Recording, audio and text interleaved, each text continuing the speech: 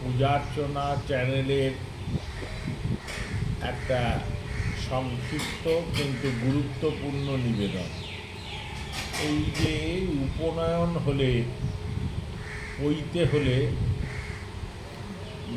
জাতকের কর্ণভেদ মানে কানে ফুটো করা, সুতো দিয়ে বাঁধা, এইটা করা নিয়ে কিন্তু খুব গণ্ডগোল হয়। বেশিরভাগ ক্ষেত্রেই শিশু বালক করতে চায় না, কান্নাকাটি করে, এবং করার ক্ষেত্রেও একটা শোরগোল পড়ে যায় বাড়ির ভেতর। আমরা একটুখানি বিশ্লেষণ করে দেখি যে আদৌ কি এটা উপনয়নের দিন করার প্রয়োজন আছে বা স্বাস্থ্যসম্মত। প্রথমত, পূজা অর্চনা চ্যানেল অনেক গবেষণা করে, অনেক গ্রন্থ বিশ্লেষণ করে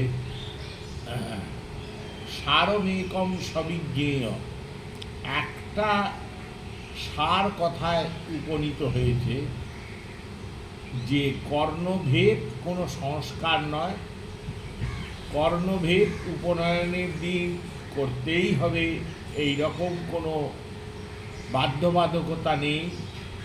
ব্রহ্মচারীর কর্ণভেদ করতে হবে এর কোনো অর্থও নেই। কর্ণভেদবিহীন চূড়াকরণ, উপনয়ন, সমাবর্তন এই তিনটে কর্মই করা যায়। শাস্ত্র পর্যালোচনা করতে গিয়ে দেখা গেছে যে কর্ণভেদ সম্পর্কে বীর ও মিত্রদ্বয়ের সংস্কার প্রকাশ বলে একটি গ্রন্থ আছে। সে গ্রন্থে বলা হয়েছে জন্মত দশমে বাহন্নী, দ্বাদশে বাহত ষোড়শে, সপ্তমে মাসি বা কুজ্জাত, দশমে মাসি বা পুন। এর কথার অর্থ হচ্ছে যে জন্মালে শিশু, সে বালক হোক আর বালিকাই হোক, তার জন্মের পর দশম, দ্বাদশ, 16 বছর, সপ্তম বা দশম মাসে বালক বালিকার কর্ণভেদ করা কর্তব্য।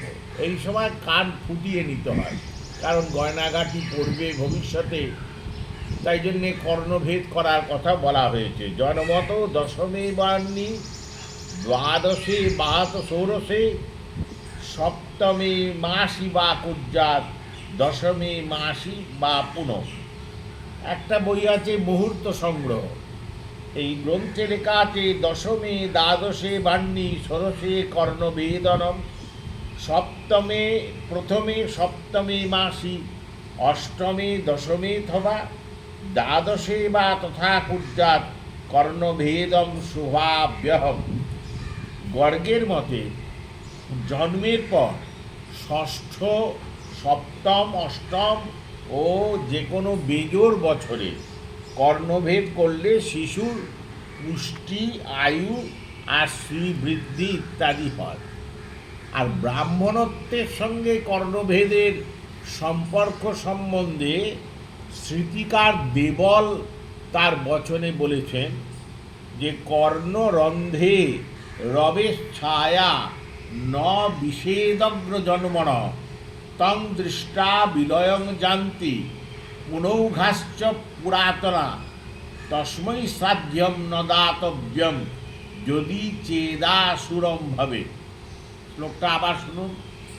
কর্ণরন্ধ্রে রবেশ ছায়া ন বিষেদগ্র জন্মন তং দৃষ্টা বিলয়ং জান্তি পুনৌঘাশ্চ পুরাতন তস্মৈ শ্রাদ্ধ্যম ন দাতব্যম যদি চেদাসুরম ভবে। ব্রাহ্মণের কর্ণবিদ্ধ হলে সেই ছিদ্র দিয়ে সূর্য কিরণ প্রবেশ করে। কান ফুটো হলে কানের ফুটোর ভেতর দিয়ে সূর্যের আলো ঢোকে, সূর্যের কিরণ প্রবেশ করে। যদি এই কিরণ প্রবেশ না করে, কর্ণভেদ ব্রাহ্মণের না হয়ে থাকে, তার জন্যে উপনয়নের দিন করতে হবে তার কোনো মানে নেই।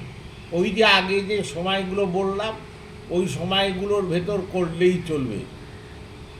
কর্ণভেদ যদি না করা থাকে তখন সেখানে বলা হয়েছে সেই ব্রাহ্মণকে দর্শন করলে অত পুণ্য ফল লাভ হয় না। সেই ব্রাহ্মণকে দর্শন করা মানে কোনো আপনার পুণ্যতা বা কল্যাণ প্রদান করবে না।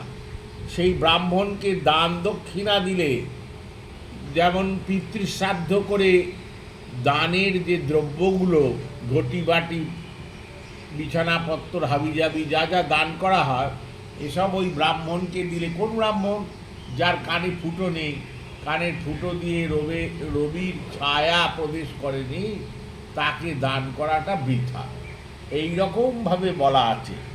কিন্তু কোথাও বলা নেই যে উপনয়ন চূড়াকরণ সমাবর্তনের সঙ্গে কুণ্ডাদ্যলঙ্কৃত কুণ্ডল, কর্ণের ভূষণ, এগুলো পরার ব্যাপার আছে ঠিকই, তো সেই কর্ণভেদ তো আগেই করে নিতে বলেছে, সপ্তমী, অষ্টমী, দশমী, দ্বাদশী। কিন্তু ওই দিনকে, উপনয়নের দিন, পৈতের দিন বা চূড়াকরণ বা সমাবর্তন, তাদেরকে দিনে, সেই সব দিনে কর্ণভেদ করা কম্পালসারি, এরকম কোনো কথা বলা নেই। আমরা এই বিষয়ে একটা আজকে এই বলে রাখছি, কিন্তু আরেকটু বলতে হবে, আর একটা ভিডিও করতে হবে, বড় হয়ে যায় বলে মুশকিল হয়ে যাচ্ছে। কারণ বিষ্ণু ধর্মোত্তর পুরাণ থেকেও আমরা কিছু পেয়েছি। বিষ্ণু ধর্মোত্তর পুরাণে কি বলেছে সেটা আপনাদের সামনের দিনে ব্যাখ্যা করব। মোটের কথা যে ব্রাহ্মণ যদি উপনয়নের দিন সমাবর্তন বা চূড়াকরণ একসঙ্গে যদিও হয়, সেদিন সে কর্ণভেদ নাও করে, তাহলে কোনো অসুবিধে নেই। আবার এই কর্ণভেদ যদি সময়কালে করা হয়, সে করাও অনেক খিটকেল ব্যাপার, কঠিন ব্যাপার। বর্তমান কালে আমি বারবারই এই কথা বলছি আমাদের চ্যানেলের পক্ষ থেকে, কলি যত প্রসারিত হচ্ছে, যত অবক্ষয় ক্ষয়িষ্ণুতা হচ্ছে, তত যতটা সম্ভব এই ধরনের ক্রিয়াগুলোকে একটুখানি শ্রদ্ধার সঙ্গে এড়িয়ে যাওয়া ভালো, কারণ এগুলো সঠিকভাবে করা খুব কঠিন ব্যাপার। তাই জন্যে মোট কথা হচ্ছে, যেন বাচ্চা ছেলের তোমরা পৈতে নিতে গিয়ে কান্নাকাটি করবে না।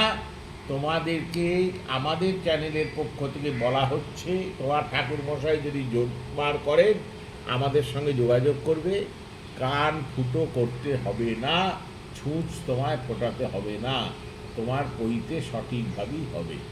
জয় গুরু, জয় শ্রী সীতারাম।